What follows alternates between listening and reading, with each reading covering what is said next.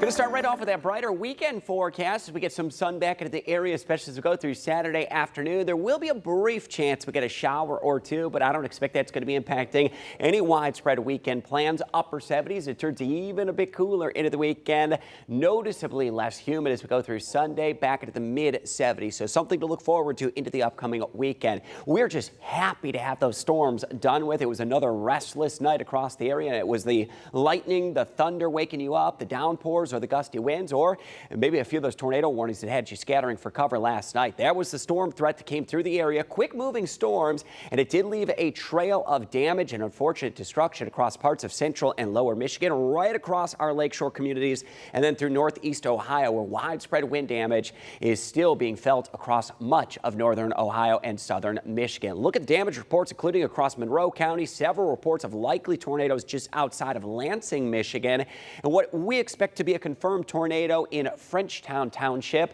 Likely that destruction due to a tornado that damaged multiple mobile homes, as many as 30 of them destroyed. That is the latest report as of the noon hour today. Rocky Ridge did get a report of windows blown out. That is a possible tornado in Ottawa County. Still has yet to be confirmed, and we'll have the latest as that does come to a little bit more clarity. Power outages, still about 1,700 so customers in Lucas County without power. Monroe County and Lenawee County, these numbers in fact have increased through the course of the morning and now into the early afternoon. We now have about 17% of Monroe County.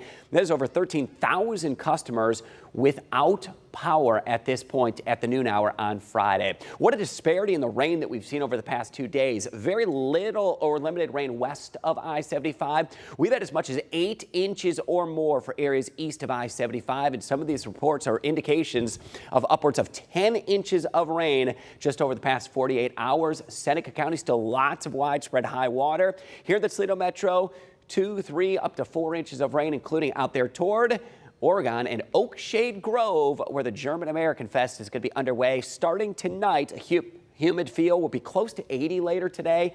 It does brighten up a bit as we go through the weekend, especially Saturday into Sunday. Mid 70s could be the ideal day on Sunday. Gorgeous weather to end the weekend. We're expected to be dry tonight. A few clouds will still be with us, or at least partly to mostly cloudy skies. The drizzle we're seeing right now, that will be wrapping up fairly quickly into the afternoon. We'll be dry tonight and into early tomorrow morning. There is a brief window of a couple showers on Saturday. It will be very isolated and brief with that rain threat. Much of the day likely to be dry. We'll be close to 80 today. Some areas in the upper 70s where we get that drizzle and mist that's continuing. A humid feel, mainly cloudy skies. A few peaks of late day sun will set us up for a nice evening for our Charlie's Dodge Chrysler Jeep Ram Big Board Friday. A bit less humid toward the evening, dry and pleasant, and I expect temperatures to be back in the low to mid 70s through the football games tonight. There's your upper 70s for Saturday. Brief chance of an isolated shower. Mid 70s on Sunday. We're going to stay in the 70s as we get into Monday and Tuesday. Upper 70s. Chance we get a shower or two on Tuesday as another front rolls into the area, and that's going to bring us some of the coolest weather of the summer season. Back into the low 70s and overnight lows. Be ready for this. We may be talking about lows in the upper 40s Wednesday and Thursday morning.